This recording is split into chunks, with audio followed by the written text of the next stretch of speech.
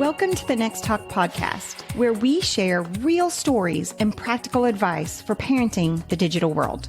We're your hosts, Mandy and Kim. Mandy is an award-winning author and the founder of nextTalk. And I'm the director of nextTalk, a nonprofit organization created to strengthen families through open communication. You can check out all of our resources at nexttalk.org. We're wives, moms, and friends tackling culturally relevant topics from a Christian perspective. We're sharing what we've learned and where we failed. We're so glad you're here for this conversation. So Mandy and I have been contacted a couple of times about this question. So we want to dive in and talk about it today. My kid called me a homophobe or a transphobe. What should I do? Never easy. Here we Never are. Easy questions. Yeah. Here we are doing the hard things, like tackling every subject, right? Because that's our mission at nextTalk. And I do think this question is important, but it's a hard one. Yeah. And so I guess the first thing I want to say is hang with us today. If there's something we say that you don't like, and I've said this on other controversial shows, if there's something we say that you don't like, wait until you hear the other part of that equation, okay? Because there's a lot here. Yeah. And we're not experts. We don't know the answers to everything. But the purpose of this podcast and the purpose of nextTalk is like to dive into the difficult topics so we can try and figure this out. Like we can talk through some things, like how do kids see this? How do parents see this?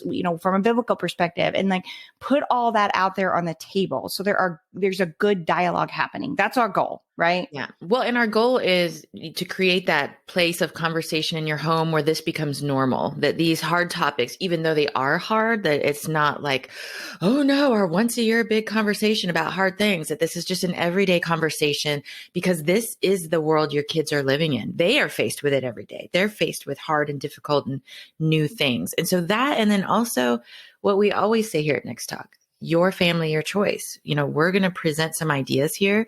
We're going to tell you what we believe and talk about some things that maybe will help you with your conversation with your kids. But at the end of the day, this is between you and God, you and your spouse, or you and your family, how you're going to handle it under your roof. Well said, sister. And, I like what you said, that, the open communication that we always talk about, the creating a culture of conversation in your home. I love how you said it's not like a one big annual conversation. I mean, this is like real talk on the go as you're driving to practice, when you're picking up from school, as you're eating breakfast. Like that should be the kind of culture in your home that anytime your kid can ask you a question, or if there's something trending on Twitter, you can talk about it right then and there. Like that's the kind of home we need to create for our kids who are growing up in a world where they're hearing all sorts of opinions all day long. Yeah. I mean, the media doesn't wait for the right time. They're like, pushing constantly. They're not. So you can't wait for the right time. Yes, this is a good time for you. No. So we need to always have it be a good time where our kids can talk to us. So this question, let's go back to this question and really dive in. One of the main reasons why I feel like this show is very important to do is we overuse this word a lot. And so anything that disagrees or isn't in alignment with, we call phobic. And the reason that's such a problem is there are LGBTQ kids being hurt because of phobic issues. And we don't want to contribute to that. We do not want to contribute to that. So we have to break it down for our kids because they're calling everything phobic. And when that happens, we know we'll start rolling our eyes. People call stuff homophobe, transphobe. We just roll our eyes because it's used every day. Everybody's called that now. Just like bullying, and then right? The real issues of phobic that are really plaguing poor kids that are struggling don't get answered, don't get solved. And so we covered this on our bullying show. We're watering down the word because we're popping the label on everything. Mandy, you said don't roll your eyes, and it's exactly what we want you to think about here. Instead of rolling your eyes, check yourself. And that's hard to do. Like looking in the mirror, really thinking through your words, your actions, your beliefs. I don't always like to do that because sometimes the outcome is not what I want to project. It's not who I think I am. And that's just being completely transparent. I would never say I'm phobic or racist or whatever, any of those things that we don't want, those labels we don't want to take on. But maybe my actions are not in line with what I say my beliefs are. And so checking our heart and, asking ourselves, am I?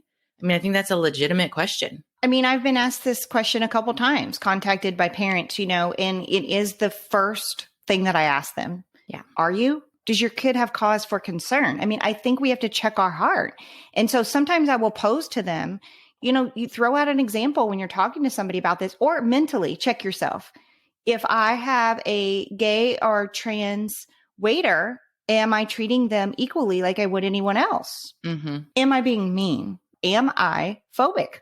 Yeah. Well, I one of the things I think people do that is the result of being phobic is being dismissive because we don't want to deal with it. And so I think that's another thing to check yourself on too. Like your example of the waiter or the waitress, maybe you're not being mean, but maybe you're being dismissive. Maybe you're just not making contact or speaking to them or acting differently. So I think in those situations, it's real important to examine your heart, examine your actions and your words.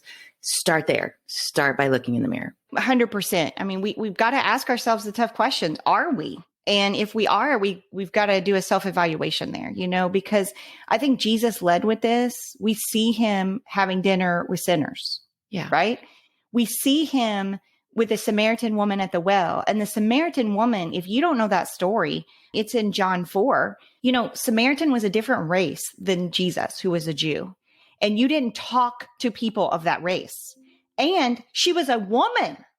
Men did not talk to women we weren't educated. We were property back then, right? Mm-hmm. So the fact that Jesus approached this woman in public and this Samaritan woman, he broke through gender and racial barriers in his day. I mean, he was radical. Yeah. Radical. He was not afraid to break down barriers. And I think that we have to keep that in mind as Jesus followers. Like, that is a key piece to this equation. Yeah. It's hard because sometimes when we're thinking about our kids, we want to bubble wrap them. We make decisions out of fear because we're like, I don't want them to be exposed to something, or I don't want them to lean that way or go that way or try this thing. And so that plays into that phobic type of reaction. And Jesus says, we can't live in fear. We can't approach people with that in mind, even when it comes to our kids. And he sat with the sinners and he talked with those who believed differently. Didn't mean that he engaged in that behavior. And I think that's important, but he didn't disrespect them or treat them as lower citizens. And that's that piece where we really need to dig into. Are we doing that? Are we inviting people into our home that are different? Are we being respectful to those who believe in a way that we don't? So, Kim, I really like what you brought up and what you just said. All of it is so true. You said there's a legitimate concern with parents. Like, I don't want, especially littles, to be exposed to certain mentalities that as Christians, we believe are sinful, right? Yeah. And here's the thing where you can check your heart with that. And I want to challenge you. Is it only LGBTQ? Right. So, for example, if you've got a heterosexual couple that is doing something inappropriate, they're making out in public or, whatever it is that is like, whoa, I don't want my kids to be exposed to that.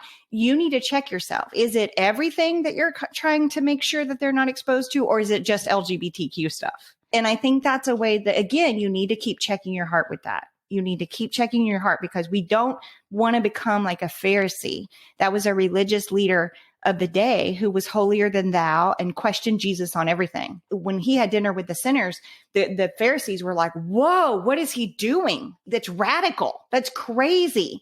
And Jesus says, it is the sick who need a doctor. Like, that's where I'm going to go. I'm going to go into the places where there are sinners. And so again, that heart of Jesus, we constantly need to be studying that, because if we are connected in scripture and reading the character of Jesus, we're going to have the love piece. But if you get disconnected from the Holy Spirit, you're not going to have the love piece, and you're going to become phobic because that is like a flesh. It's a sin. Yeah. Right. And so we need to constantly be checking ourselves with that in our heart. To put this into perspective, I had this great conversation with a kid the other day about this. And one of the things they said that I thought was just so wise is I said, for some reason, a lot of times, us as Christians, and I'm using us here, we think someone being gay or transgender or anything outside of traditional man and woman is the ultimate sin. And we put it up here on the shelf as like, okay, even if my kid is on drugs, I'll take that over that. Like it's really, we go to these extremes. It's messed up. If you said that out loud, but it's messed up. But you're speaking it out loud. Some people feel that way. Some people feel that way. And so I was having this conversation with this kid and I said, why do you think that is? And they said, I think because so many of the other sins are things that we dabble in and have deemed okay. But that one, not so much. That one seems like a mystery, and anything that we don't know a lot about, we're fearful of. Like we know about gluttony. We've all had too much to eat on a Saturday night, pizza movie night or whatever. We've all lied, white lies. We've all dabbled. We've maybe looked at someone and felt lust outside of our marriage or outside of our boyfriend-girlfriend relationship and had to reel that back in. We've dabbled in the other sins a lot more socially than I think that. And I thought that was very wise. Maybe that's why we come from a place of fear, that it's unknown. And so instead of getting to understand and learning to love someone so you can understand where they're coming from, we just set it up on the shelf as the ultimate sin, and then we become phobic. Well, and it's not the ultimate sin. No, it's not the ultimate sin. Like, we want to be very, very clear. Yes. It is a sin, but it is the same sin that I would have if I went outside of my heterosexual marriage and had an affair with a man. Like, it is the same kind of sexual sin. The same kind of sexual immorality that is discussed biblically. Yep. And so, but you're right. We put it on a pedestal and then everything becomes about that. I think too, as Christian parents, we can take note of what this kid said, right? This is kind of like an unknown and like, oh, and it makes you more curious. Mm-hmm. We did a show on why sheltering doesn't work. And I'm telling you, go listen to that show because that plays into this. The more you try, especially as your kids get older, okay? And they're exposed. They're exposed through social media. They're exposed through friends. Mm-hmm. They're exposed to all sorts of things. I'm not talking just about LGBTQ issues. I'm talking about porn. I'm talking all the things, right? Yeah. The more that they are exposed, it's almost like they need to see for themselves what is okay and what is not. And sometimes as a parent, that's hard, but you have to trust what you've taught. And that's why it's important to teach the foundationals early in the Christian faith. It's so important. Like Kim, I was talking to you and I was challenging you the other day and saying, your kids are younger. It's so important for you right now to establish that you are not a phobic family before your kids call you phobic, because they're going to remember that. And that is the way of Jesus. Jesus is love. Jesus was not phobic. So you're not being progressive or liberal or whatever by teaching the foundation of love in your family. And it is so, so important. If you wait and you don't teach the foundation of being kind to everyone and treating each other with mutual respect, if you don't teach that when they're young and then they get old, they're going to be exposed to all the things. And everybody on TikTok and Instagram is saying your Christian parent is a bigot. They're a homophobe and they're a transphobe because they don't agree with everything, right? That's what they're hearing. If you have not taught that foundation of love, it's really hard to teach that because then you're defending the label. Right. And it becomes more of, well, I'm going to show you I can love people because you called me that. I am challenging you, Christian parents with young kids, set the foundation early before you're even dropped a bad label on by your older kids. Like you have an opportunity here to create a home of a foundation of love, which is what Jesus was about. Yes, you're establishing your character to your kids, just like Jesus did in the scriptures. We go back to his character when we're questioning something. The same when your kids are questioning you, if they can go back and see a pattern of your character, then you have a high ground to stand on versus drowning in all the things that other people are saying about you. Yeah. So you see why we wanted to do this show. It's important, but we kind of want to give you some practical things. Like what kinds of good conversations can you have in your home and some practical things you can do. So first of all, you need to define what phobia is for your kids and what it is not. And you give real life examples that they can relate to. So one of the examples that I've used is, hey, you remember years ago when the Chick-fil-A founder guy came out and said, I believe marriage is between a man and a woman, right? And there was this huge boycott of chicken. Boycott. Right? Jesus's chicken. Yeah, the Christian chicken. I feel like that was a turning point when things became very politicized. Like even where you eat your chicken became politicized at that point. Yes. But anyway, the fact that he said that, in my opinion, that is his deeply held religious belief. He has a right to that. Okay. Now, had he said gay and LGBTQ people are not allowed in our restaurants or not allowed to work here, that is phobic. Don't do that. That's different. You are a business, a non-religious business that serves the public. So you can't pick and choose who you're going to serve. Like you have to treat everyone equally, right? And so showing your kid, that would have been phobic. That would have been wrong. I would have boycotted Chick-fil-A. But now let's go get some nuggets. Okay. Because it's okay that he has this deeply held religious belief. Now you can agree with that deeply held religious belief or not, but he's not forcing it on you if you want to go through their drive-through.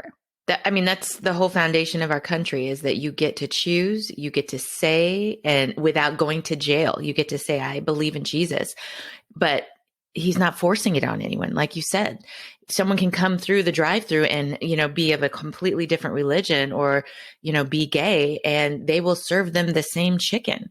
It's different. And this is a great practical story to bring that to life for your kids because it's very simple and straightforward. And I think it's a really good one.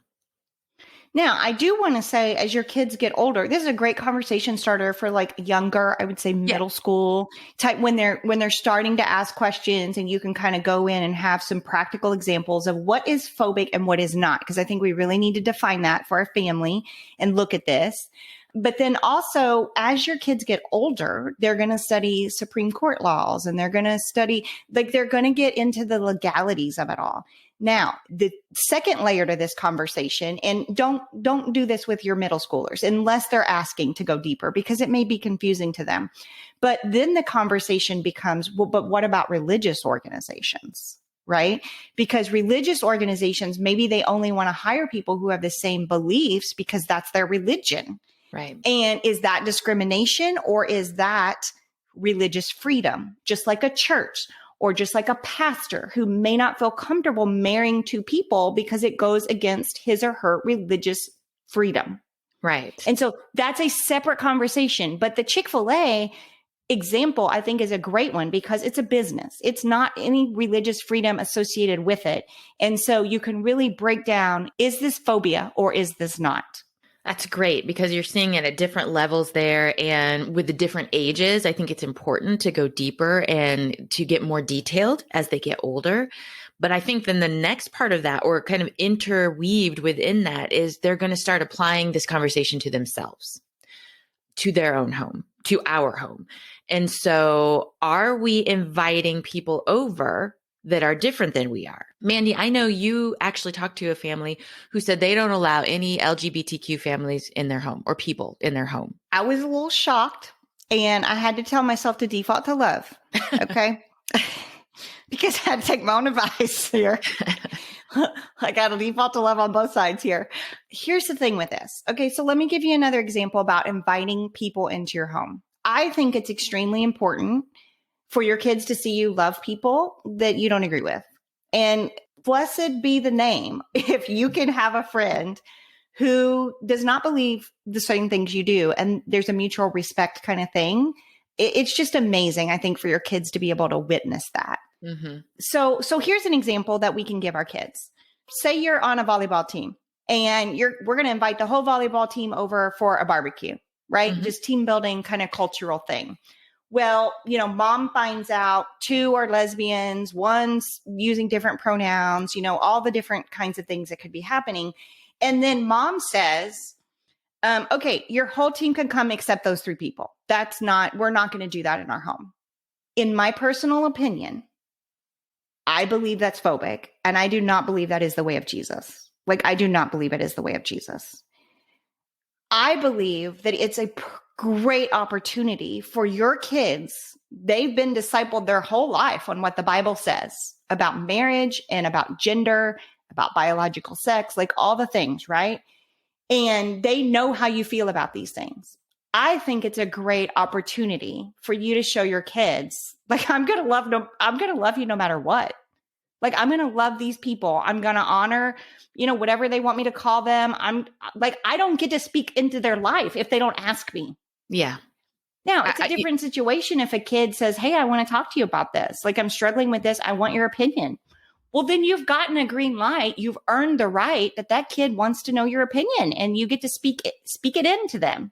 Well, and I would even say this, be even careful about giving your opinion. Many times when kids ask me my opinion, if they are LGBTQ or any kid struggling with something, and they're asking me these very hard questions, this is what I say. My opinion doesn't matter. I am a human and I get things wrong all the time. I could be totally telling you the wrong thing. I could lead you down the wrong path. What I am telling you is read the word of God. He is the creator. He is Alpha. He is Omega. He will not lead you down the wrong path. So like, don't listen to me. I don't get an opinion. So again, it's always that it doesn't matter what I think. Mm-hmm. It doesn't matter what I think. I am flawed. I am human. But there is one who knows. And there is one that I put my trust in. And there is one that I will read his word and I will do what it says, because it has been proven over and over in my life to be the only way that gives me true peace in this life. And so I'm going to keep doing that. And I'm sorry if that offends you, that I can't get on board with what you're doing because of that. Mm-hmm. But I love you. Come have dinner with me. Like, we don't even have to talk about that. Let's talk about something else. Let's talk about your favorite movie or whatever. And so again, it's that what is phobic and what is not. And so I think this example of inviting people into your home is a perfect example that you can have with your kids about, I don't believe I'm phobic because I have these deeply held religious beliefs. Now, if I were saying they can't come to my house, that's phobic. Like, I'm not going to do that. And if I ever get to that point, you check my heart. Yeah. Tell me. Call me out. Okay. I want to speak to the little voice now that's happening in many people as they're listening to us. And they're like, well, I don't want people coming into my house that, believe things that I feel very differently about. And they're acting out or talking about it or doing this thing. I understand. And so does Mandy. Like, we get that. And I think the conversation there becomes boundaries and respect. And that applies to anyone. If there is a heterosexual couple that comes into my home, like let's say we invite the volleyball team over and there's a boy and a girl and they're making out on my couch, or they're talking to my kids about things that they're doing in the bedroom, or they're having sex before marriage. This is like middle school, high school. Those things are pushing an agenda and they are not respecting our boundaries about things that we want to talk about under our roof and with our kids. So they would not be welcome in my home if they're not going to respect the things that are important to us as far as boundaries. That applies to everyone. If someone comes in and they're yelling about their political beliefs and they're trying to push them on me in a way that is disrespectful, same thing. I probably will not invite you back if you're disrespectful. Same thing with LGBTQ or anything else. If there's two girls, two guys, they're saying, you really need to try this to my kid, or you really need to consider this lifestyle. And they're pushing. It's a boundaries issue, not a lifestyles issue. And that's the difference of phobic versus boundaries that I think we struggle with, because that should apply to everything that comes under your roof that affects your kids. We need to have clear and understood boundaries and it not apply just to one people group. Absolutely. Well, and Kim, what you're touching on here is very important, because I think for a lot of our listeners, they're like, oh my gosh, Mandy's gone progressive or Mandy's gone liberal. Yeah. That's what they're thinking. They're like, oh my gosh, that's not what I'm saying. That is not what I'm saying. Listen, the Bible says, 1 Corinthians, do not be conceived. Bad company ruins good morals. We see over and over again in Proverbs, iron sharpens iron's friendship. Those are the people you need to be hanging around with, people who are pushing you towards Jesus, not away from. So you need to this is part of discipleship in your home that should be happening since they're 4 and 5, is who are you hanging out with? Yeah. Are they making you closer to Jesus? Or are they pulling you away from Jesus?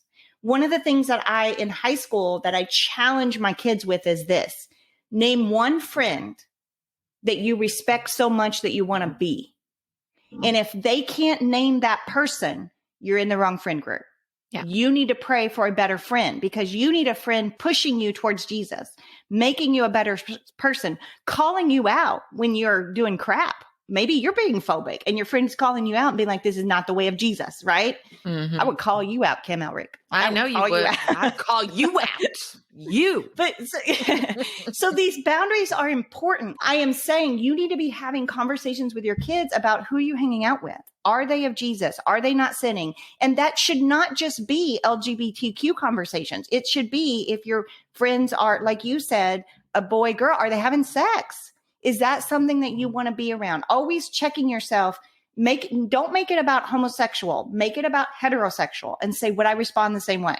Would I respond the same way? That's a way you can check yourself to make sure you're not going into this phobic lane that does so much damage and it's not okay. And, you know, we did a show on navigating friendships and we talked about like your inner circle friends and, you know, that bullseye. That should be a select group of people. The friends that are constantly coming over to your house should be a group of kids that are pushing your kids towards Jesus. If they're not, then you need to pray for that group because you're not in the right group. Yeah, for sure. So this is like two separate levels. You know, the example I gave was a blanket. You have a team coming over, you have whatever coming over. And it's a different situation on who am I spending every day with? And how is that impacting me? And like you said, that plays into boundaries, discipleship about who your friends are and who you want to be around. I think an easy way to think about that is a lot of times when we think of church, we think of a building that we go to on Sundays and maybe Wednesday night. But God says we are the church. And I think of it in that way, like we are the church, inviting people over, thinking of myself as how can I minister to them as the church is more of a broad outreach. Like I'm going to be kind and love you in the name of Jesus. And that's different than your inner circle. Like you said, Mandy, that's like your small group, the people that you bring into your world and share your thoughts and your struggles and your highs and your lows. And they know you. Those people do need to believe like you do. They do need to be pushing you towards Jesus. But we also have to minister to those who don't know Jesus and who are walking in sin. And that's the bigger church that we all need to be a part of. These big shows, I pray over them a lot. We talk to our team. I talk to my spouse, you know, all the things. And I was talking to my spouse about it. And he said something so great. He was like, if everybody sins, so we can't invite anybody over to our home. Like what? Like it's true, right? You have to break it down for your kid. But giving these examples of, is this phobic or not? You do a couple things in this situation. You acknowledge to your kids that there are phobic situations and they're wrong. Mm-hmm. You need to acknowledge that to your kids. The other thing is they need to understand just because I disagree, it doesn't mean I hate. Right. It doesn't mean I hate.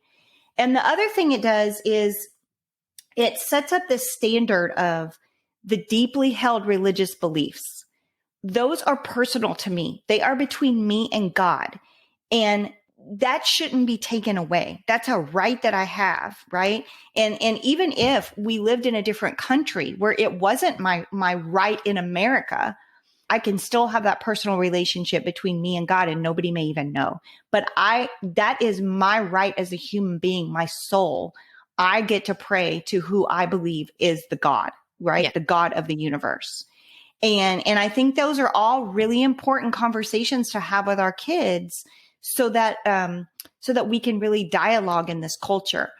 I will tell you, if your kid labels you phobic of any kind, and you've never established the character of Jesus in your home as being loving and having dinner with sinners and, you know, breaking through the race and cultural and gender norms of the day with people like the Samaritan woman, if you have not established that in your home and they don't see you loving people who are different than you, you are going to lose credibility with your kid to disciple them in the area of sexuality and sex. You're going to lose your credibility and they're not going to listen to you. And honestly, they're probably right not to listen to you. I mean, I'm going to just say it because you are letting your flesh take over and you're becoming phobic and you're not being the way of Jesus. And so it's going to shut down all avenues of conversation that you could speak into your kid. You're going to lose that.